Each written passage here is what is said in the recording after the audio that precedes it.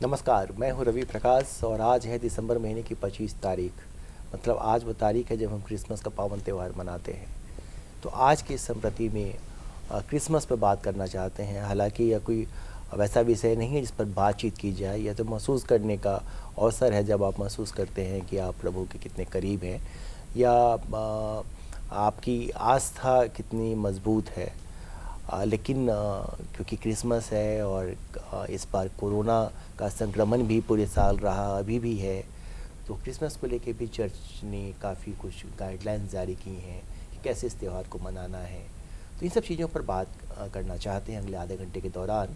और इस पर बात करने के लिए हमने दो खास मेहमानों को अपने स्टूडियो में बुलाया। हम स्वागत करते हैं फादर दीपक इंडो का, जो डॉन बॉस्को के बड़ियातू के डायरेक्टर हैं, और फादर इग्नायूसिस मिंज का, जो कांके चर्च है उससे जुड़े हुए हैं। आप दोनों ही लोगों का हमारे कार्यक्रम में स्वागत है और आप दोनों लोगों को क्रिसमस की बहुत बहुत बधाई हमारी तरफ से। धन्यवाद आपको भी।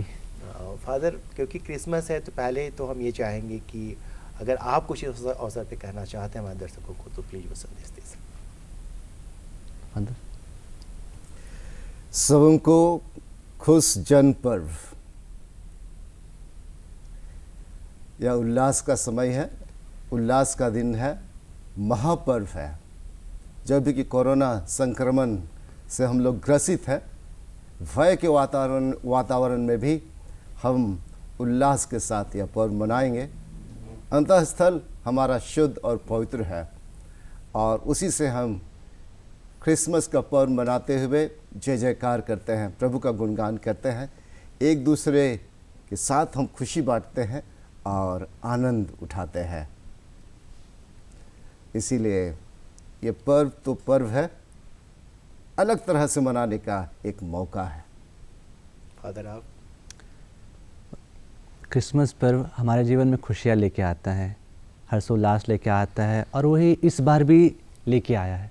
हालांकि इस कोविड के समय में, कोरोना काल में, हमने उतना अपेक्षा नहीं किया था, लेकिन फिर भी क्रिसमस और एक बार आया है और वो खुशियाँ लेके आया। और इसलिए इस बार इस क्रिसमस को हमको आध्यात्मिक क्रिसमस बनाने की ज़रूरत है, प्रार्थना करने की ज़रूरत है, पारिवारिक क्रिसमस बनाने की ज़रूरत है। बहुत बार क्या होता है कि हम अपने काम में व्यस्त हो जाते हैं, लेकिन ये ऐसा मौका है जब कोरोना ने भी हमको घर में बांध कर रखा हुआ है, तो क्यों ना इस क्रिसमस पर्व में हम लोग घर में ही बैठकर अपने प्रियजनों के साथ, परिवार वालों के साथ मिलकर इस पर्व को बनाएं, खुशियाँ बांटें। और तीसरा, प्रभु यीशु क्रिस्त जब इस दुनिया में आए थे, वो सबके लिए मुक्ति का संदेश लेकर आए थे, प्रेम का संदेश लेकर आए थे।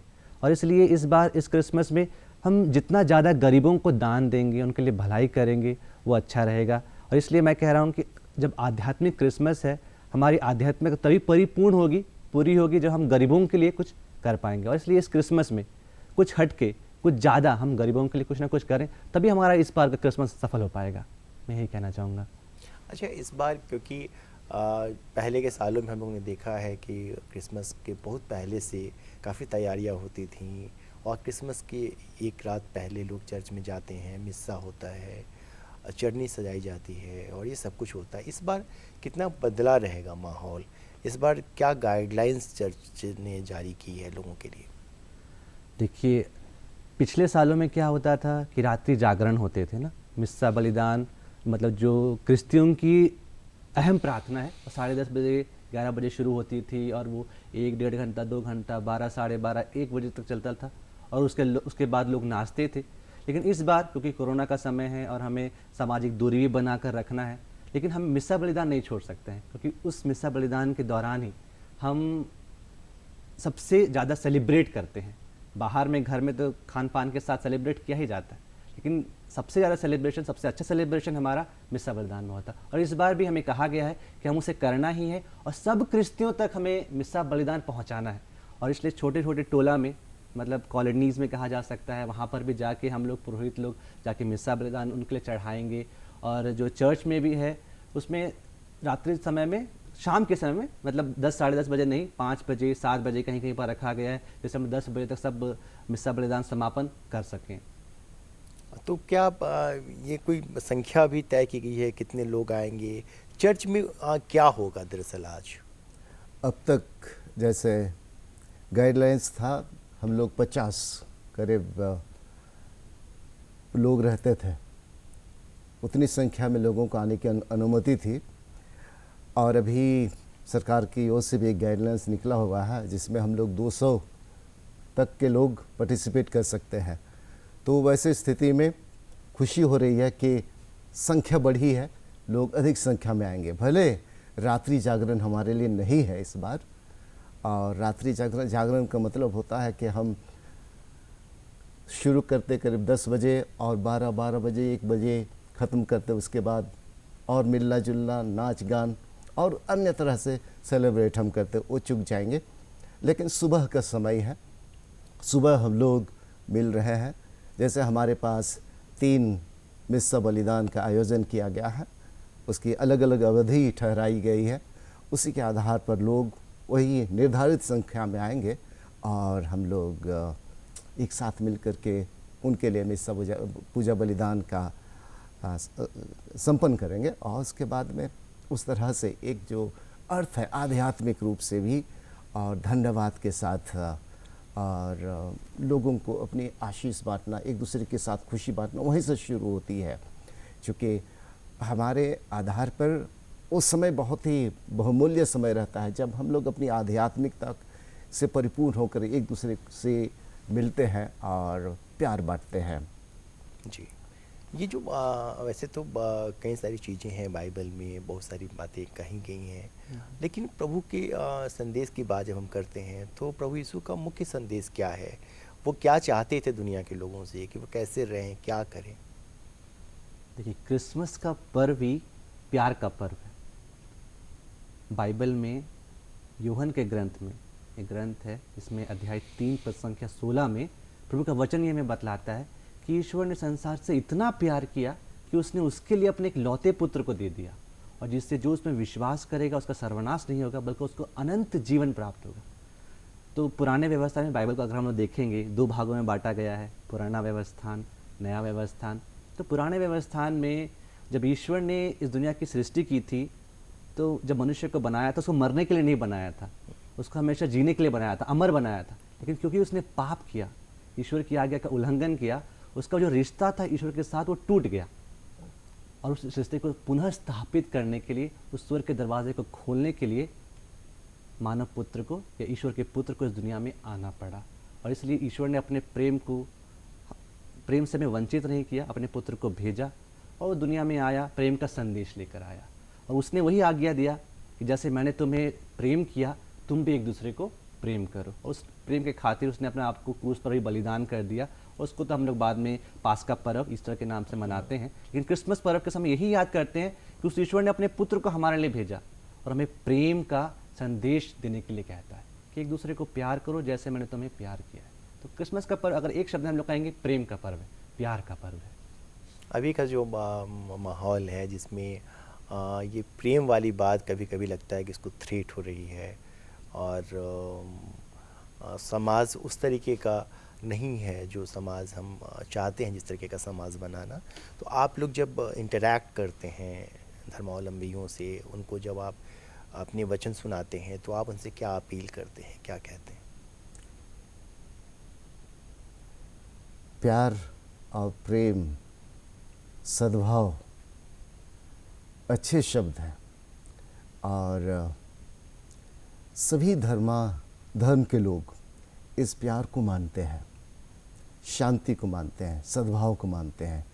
इसी में असल में जीवन है, इसे मानते हैं।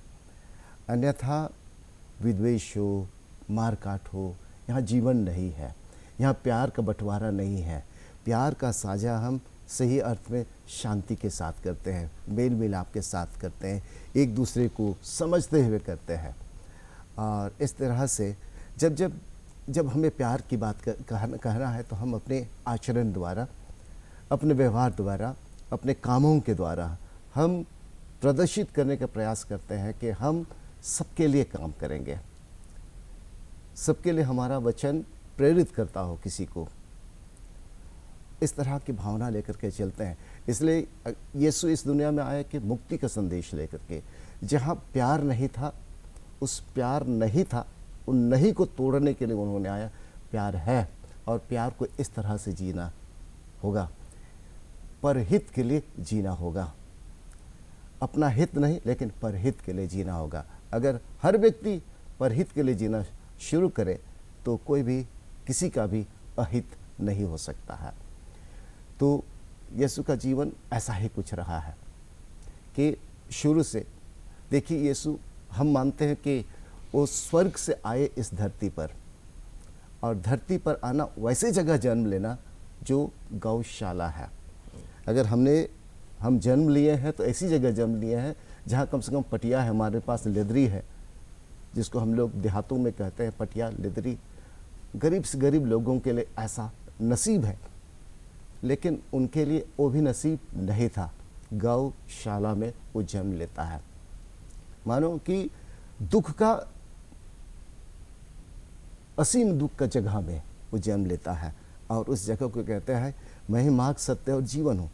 उसको दिखाता है कि इस तरह का जीवन को इस धरती में काटा जा सकता है, रहा जा सकता है, और प्यार से भी रहा जा सकता है। उस जगह को भी, जो कठिन परिस्थिति थी, उस जगह को भी उन्होंने पवित्र किया और प्रोत्साहित किया कि ऐसा जीवन को, ऐसे परिस्थिति में भी लोगों को जी सकना चाहिए, अपना जीवन को धन्यवाद के साथ में जी सकना चाहिए। और ये प्यार का ही भाग है।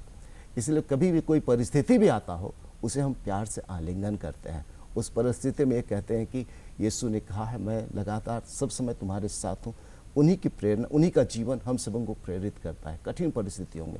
मान लीजिए आपके साथ हमारा कहा कहीं हो गया है, इसका मतलब ये नहीं कि ख़त्म हो गई, ये जीवन ख़त्म नहीं हो गया, लेकिन वहाँ पर हमको मिलती है प्रेरणा, उन्हीं से मिलती है।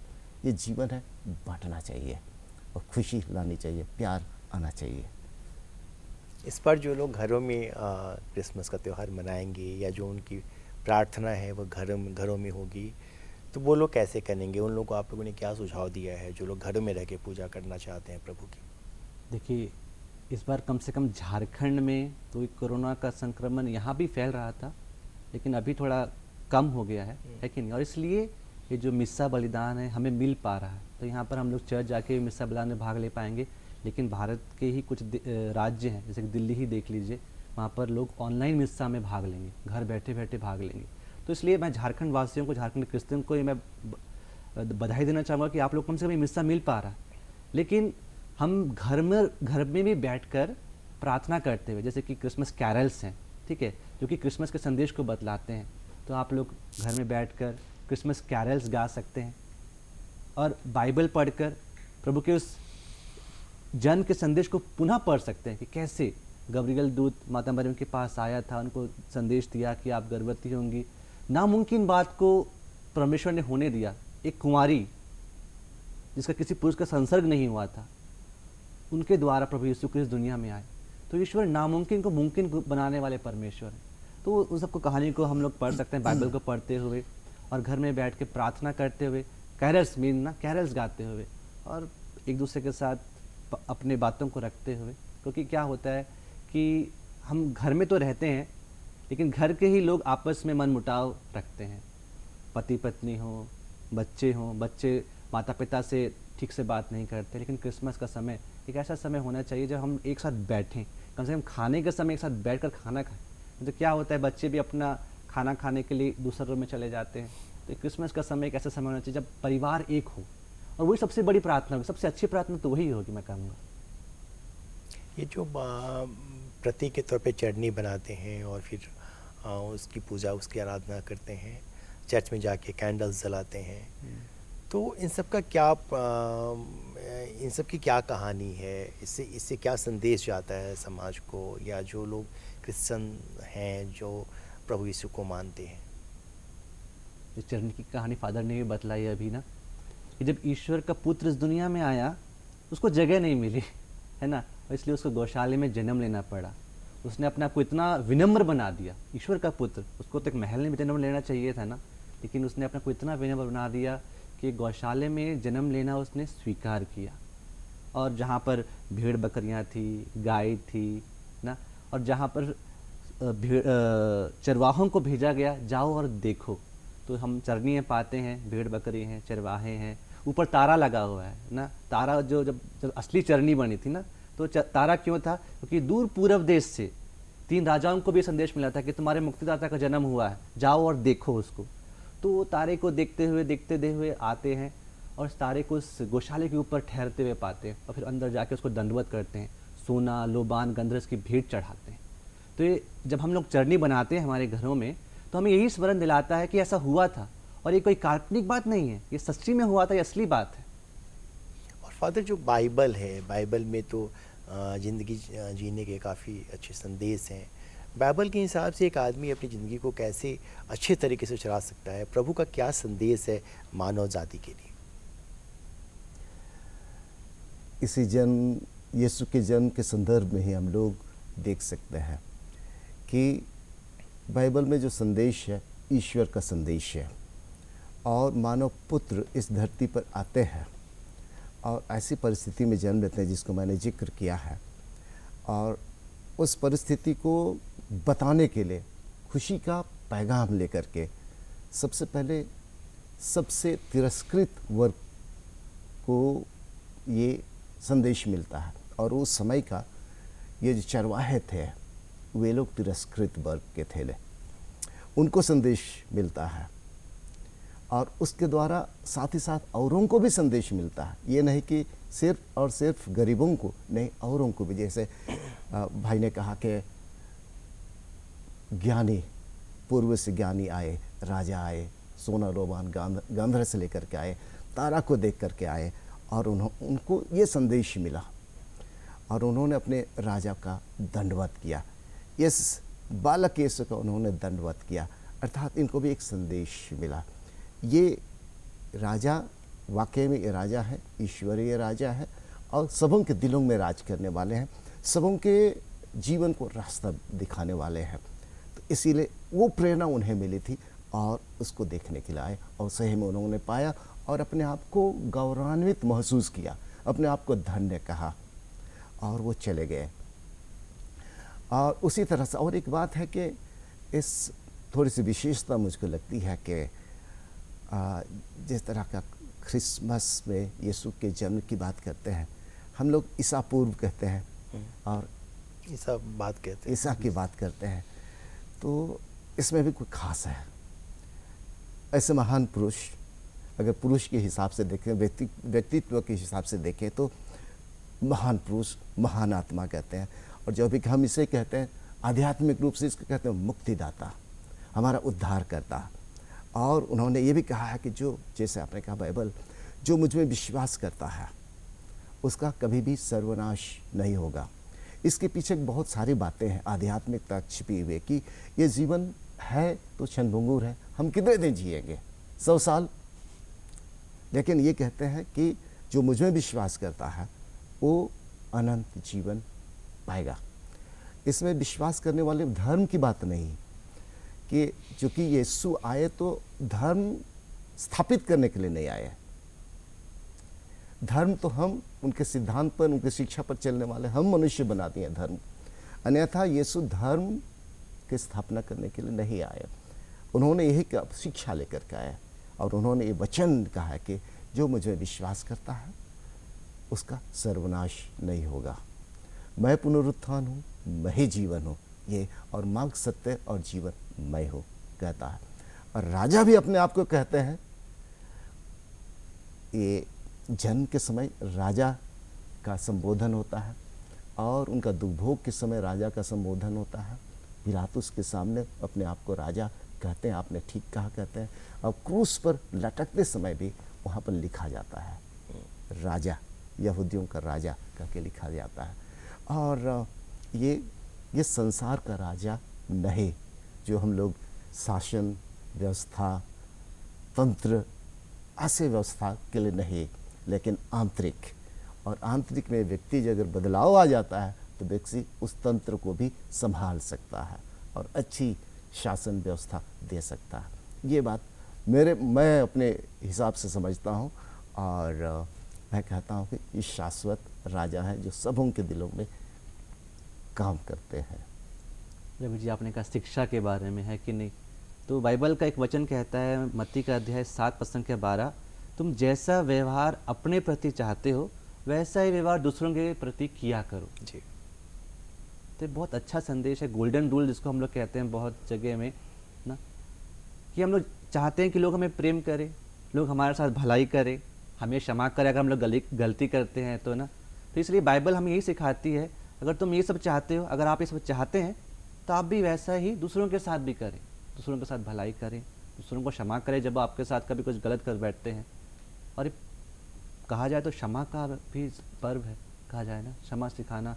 ईश्वर अपने पुत्र को भेजने के साथ ये दिखा रहा है कि मैं तुम्हें क्षमा प्रदान कर रहा हूँ ना। तो इसलिए एक गोल्डन रूल जो बाइबल हमें दिया गया है, जैसा व्यवहार तुम अपने प्रति चाहते हो वैसे ही दूसरों के साथ भी किया करो। एक और चर्च की जो खासियत है वो है कि लोग जाके कन्फेस करते हैं कि हमने ये गलती की है।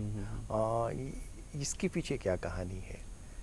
यूहन्ना का सुसमाचार, बाइबल के ही बारे में बताऊंगा, अध्याय 19 में पद संख्या 20 जहाँ कहा गया है, प्रभु यीशु कहते हैं कि तुम मेरे नाम पर लोगों को क्षमा करोगे, ठीक है, और ये अधिकार मैं तुमको दे रहा हूँ। हम लोग कुछ नहीं है, हम लोग तो मनुष्य ही है ना, हम लोग तो दूसरों के समान ही हैं, लेकिन जो अभिषेक हमें मिला है, जब ऋषभ हमारे ऊपर हाथ रखते हैं, उसके द्वारा वो क्षमता, वो कृपा हमें मिल जाती है। और यीशु ने खुद अपने जीवन काल में लोगों को क्षमा प्रदान किया, और उस क्षमा प्राप्त करने से लोगों को चंगाई मिली, उनको शांति मिली, सुकून मिला। तो जब लोग पुरोहित के पास जाते हैं, पाप स्वीकार करते हैं, देखिए हम जब किसी से शेयर करते हैं तो हमें अच्छा लगता है कि नहीं, तो वैसे जब पाप जो करते हैं, जो हमें एकदम कुंठित बना देते हैं, हमें एकदम बीमार कर देते हैं, तो किसी को बताने से हमें अच्छा लगता है, चंगाई मिलती है। तो पुरोहित कलीसिया में वो उनको अधिकार दिया गया। तो जब लोग जाते हैं, पाप स्वीकार करते हैं, और वो इतना कॉन्फिडेंशियल है, इतना पवित्र है, संस्कार है, उसके द्वारा आशीष तो मिलती है, वो पुरोहित किसी को बता ही नहीं सकता वो सब चीज़। तो इतना कॉन्फिडेंस के साथ लोग जाते हैं, अपने पापों को स्वीकार करते हैं, जो भी पाप उन्होंने किया हो। ऐसा नहीं है कि मतलब वो कुछ छिपाएंगे, कुछ भी पाप, क्योंकि ये इतना पवित्र संस्कार है ना कि आप किसी को बता ही नहीं सकते। तो पुरोहित को ही चर्च से निकाल दिया जाएगा, ऐसा पवित्र संस्कार है ये। तो इसलिए कलीसिया में, विशेषकर कैथलिक कलीसिया में, ये संस्कार है जहाँ पर लोग जाते हैं, पाप स्वीकार करते हैं और आध्यात्मिक तौर पर अपने आप को तैयार करते हैं। तो मतलब जब हमारे पाप क्षमा हो गए हैं तो हम थोड़ा पवित्र बन गए हैं ना, तो और अच्छे से पर्व को मना पाएंगे। तो जैसे कि आज जहाँ पर मैं हूँ वहाँ पर पाप स्वीकार हो रहा था, तो इस संस्कार के द्वारा जो कन्फेशन है उससे हम लोग और थोड़ा सा लगता है कि थोड़ा पवित्र बन गए हैं। अब मुझे और पवित्रता का जीवन जीना चाहिए, थोड़ा बने रहना चाहिए एक पवित्र जीवन जीने के लिए ना। तो ये हमें सहायता करता है कि ना, कि मुझे अच्छा बनना है, पवित्र बने रहना है, इसके लिए वो है, इसके लिए। अच्छा, ये क्रिसमस का इंतज़ार तो पूरी दुनिया करती है और बच्चों में खास उत्साह रहता है कि फिर क्रिसमस का त्यौहार आएगा तो हम अच्छे कपड़े पहनेंगे, अच्छा खाएंगे, चर्च में जाएंगे, सांता क्लॉज हमको गिफ्ट करेंगे। सांता क्लॉज की कुछ कहानी बताइए कि सांता क्लॉज कहाँ से आए, क्यों उनको प्रतीक माना गया कि वो खुशियाँ बांटते हैं लोगों के बीच? यूँ तो आप कहिएगा, अब मैं बताना चाहूँगा कि जब मैं छोटा था, हमको पर्व का नाम था जलसा। जलसा पर्व आ रहा है, और जलसा पर्व मतलब नए कपड़े मिलेंगे, पटाखे मिलेंगे और खाएंगे, और हम अरसा रोटी खाएंगे, और जैसे भी खान पान से हम लोग को मज़ा आएगा। और वो अच्छा लगता था, और नाचते थे खूब ज़ोरों से। ये सांता क्लॉज वाले तो बाद जब हम लोग शहरों में आए तब पता लगने लगे सांता क्लॉज भी होता है। एक बात है। लेकिन जिस तरह से हमें पता लगा बाद में कि कोई एक भाई निकोलस, संत निकोलस थे, अच्छे कारीगर थे, वो अच्छे छोटा छोटा गुड़िया भी बना सकते थे, और उसी तरह से, लेकिन व्यक्ति बहुत प्यारा था, खुद प्यारा था, दूसरों को भी प्यार करता था, और बच्चों की खुशी सर्वोपरि थी, इसलिए उनके लिए कुछ बनाता था। और यूँ तो बांटने नहीं सकता सबके लिए, तो जो चिमनी होती थी ऊपर में लोगों का, तो उसमें जाकर डाल देता था, गिरता था, और लोग सवेरे सवेरे बच्चे देखते थे गुड़िया टाइप का चीज़ को, तो बहुत अच्छा लगता था। और एक कही जाती है उसके बारे में कि ऐसे जो बर्फ में था और वहाँ पर कुछ जानवर थे, रेडियर या कुछ जानवर थे, तो स्वर्गदूत आते हैं, उनको जो बर्फ में वो लोग जमे हुए टाइप के थे, उनमें जीवन आ जाता है, और उसमें अब सबों तक तुम खुशी बांटो कहकर उसको उस चैरियट में उसको लेकर के चले, और उस तरह से खुशी अपने बांट सकता था, सबों के पास पहुंचा सकता था, ऐसी खुशी। और जो क्या कहते हैं उसको, एक स्टैचू टाइप के हो गए रेंडियर, और अलग तरह का जो चुंदी उंदी सब निकल गया वैसा, वो वाला मिला और आकृति अलग तरह से बाद की बात है, लेटर एडिशन में ये सब बातें आ गई हैं। क्रिसमस का मूल जो संदेश है वो ये है कि आप प्यार बांटिए और अपनी गलतियों को स्वीकार करिए और दूसरों को क्षमा करिए, क्योंकि अब हमारे कार्यक्रम के खत्म होने का वक्त आ गया है, क्योंकि क्रिसमस है। मैं एक बार फिर से आप लोग दोनों लोगों से अनुरोध करूंगा कि आप लोग अगर इस मौके पर कुछ संदेश कर देना चाहते हैं तो फिर दे सकते हैं। ये जलसा है, जलसा बाहर दिखता है लेकिन अंदर भी दिखना चाहिए। जलसा मीन्स खुशी और आनंद जो अपने तक सीमित नहीं रहना चाहिए, ये बाहर निकलना चाहिए। 4 व्यक्ति बैठते हो, 5 व्यक्ति बैठते हो, भले ही संक्रमण काल हो, जितने भी खुशी है उसे हमें उतने ही लोगों तक बांटना चाहिए खुला मन से। और देखिए ये कृपा का ही समय है, वो कृपा सबों तक फैलेगी आग की तरह। तो बातों को समेटते हुए क्रिसमस संदेश के तौर पर जिस प्रकार से चरवाहों को कहा गया गो एंड सी, जाओ और देखो, राजाओं को कहा गया गो एंड सी, जाओ देखो, तो सी के माध्यम से मैं कुछ संदेश देना चाहूँगा। सी फॉर कहा जाता है कार्ड, और कार्ड हम लोग प्रयोग करते थे विश करने के लिए। तो इस क्रिसमस के समय में हम सबको विश करें, ऐसा नहीं है कि बस जिसको मैं प्रेम करता हूँ उसको। सी फॉर कहा जाता था केक, केक बनते हैं क्रिसमस के समय में और केक को हम काटते हैं, तो केक को अच्छे से मिल बांट के खाइए, घर में खुशी मनाइए। सी फॉर कहा जाता है कैलेंडर, अभी नया साल शुरू होने वाला है, कैलेंडर आता है अब, तो ये नया साल नया उत्साह, नया जोश लेके आए हमारे जीवन में। सी फॉर कहा जाता है कैश, है ना, और कैश हमारे पास होता है बहुत सारा। इस बार ये कैश थोड़ा सा किसी को दे के देखिए, ज़रूरतमंद को ना, और आप देखेंगे कि आप उसके चेहरे पर जो मुस्कान देखेंगे ना, उससे आपको भी बहुत खुशी मिलेगी।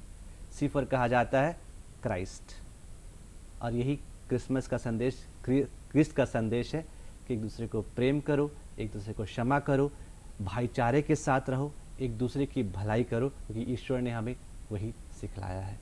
Wish you a very happy Christmas and happy new year in advance. God bless you. Thank you very much father, काफ़ी अच्छा लगा आप दोनों से बातचीत करके। आप सभी लोगों को क्रिसमस की खूब बधाई, खूब खुशियाँ बांटिए, खुश रहिए, और मुझे इस कार्यक्रम को रोकने की इजाज़त दीजिए। अगले सप्ताह आपसे इसी दिन इसी वक्त फिर मुलाकात होगी। नमस्कार।